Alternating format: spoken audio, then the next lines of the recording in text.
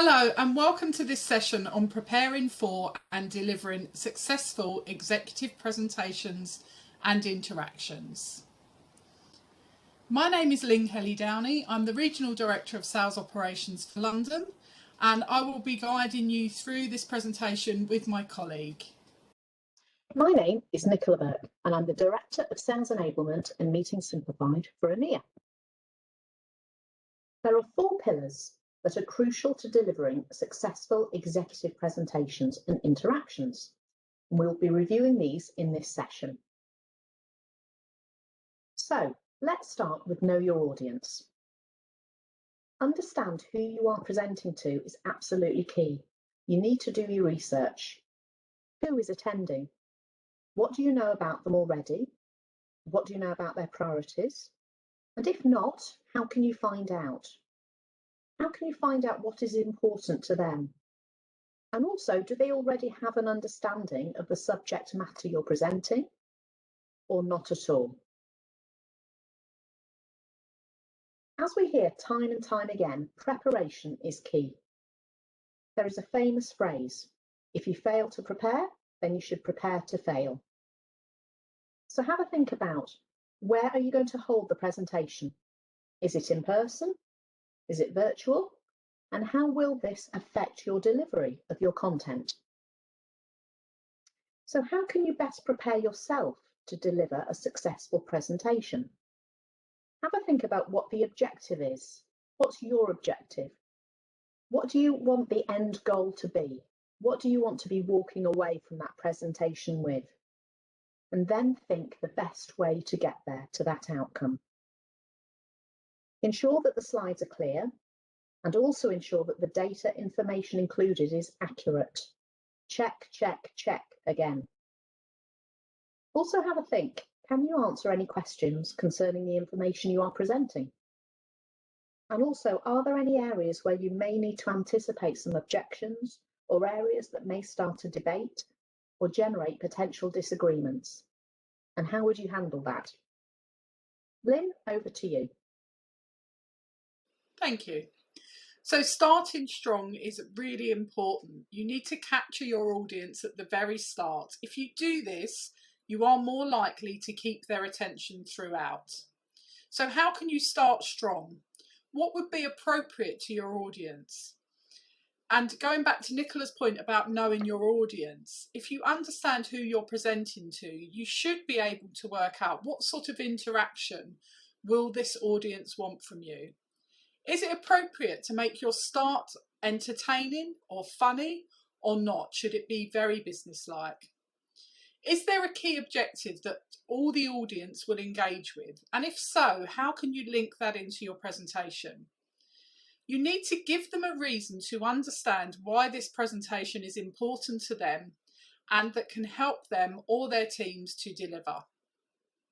So, time management, as in most areas of life, is key. So how do you use the time you have effectively? When presenting, be prepared to cover your content in the time allotted and leave ample time for discussions or questions to ensure that you get the buy-in from your audience. Think about the length of the presentation, remembering that people can have short attention spans. So how can you get your message across in a memorable and comprehensive yet concise way? In a study that asked top executives at several large companies how people could present more effectively to them, the overall feedback was to make the presentations shorter and more candid. The researcher found that senior people don't have time to learn about your topic.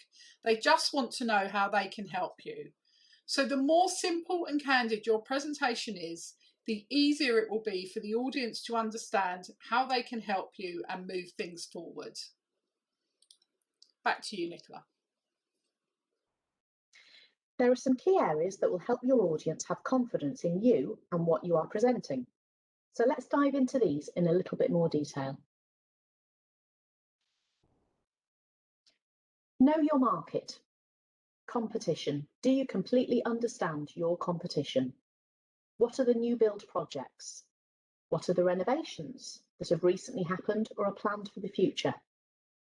Who owns the key accounts? And do you know the footprint of your primary competitors?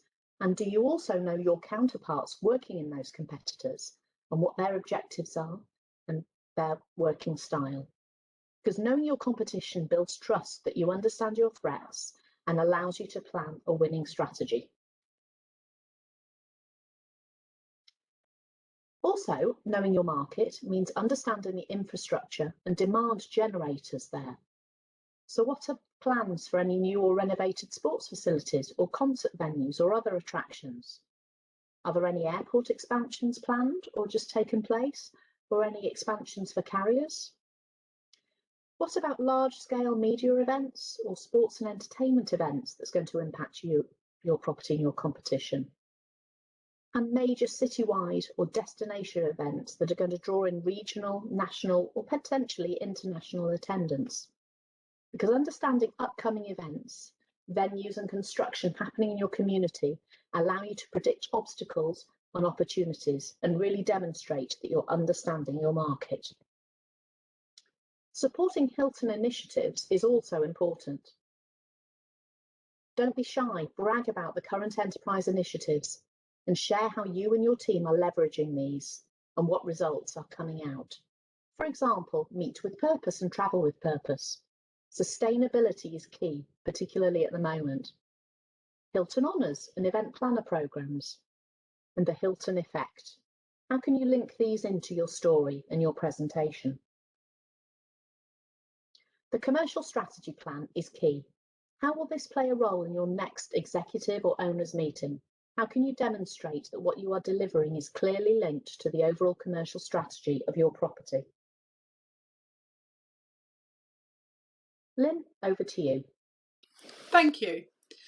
So knowing your numbers is really important. So do you know what risk or opportunity currently sits in your forecast, and could you articulate that? What does your pace look like? And also by segment, which are your performing segments or underperforming segments, and why? What is your comp set doing? So do you know how they're performing? Do you know which business sits within your comp set? And finally, what are you doing to mitigate any of these points? It's important that you are able to demonstrate and share your mitigation plans. It's also best practice to anticipate potential questions. So identify what in your content of presentation could be susceptible to further questioning. You may need to have additional data at your fingertips, including backup slides in an appendix section or a spreadsheet that's ready to go with answers. So know your numbers. How are you doing against your comp set? So it's really important that you understand your competitors and how you compare to them. Take time to review your STR reports and market share information. If you are not performing as well as them, why not? If you are ahead of them, what are you doing to keep the momentum? Always be able to demonstrate that you have an understanding of the competitors and an action plan to drive more market share.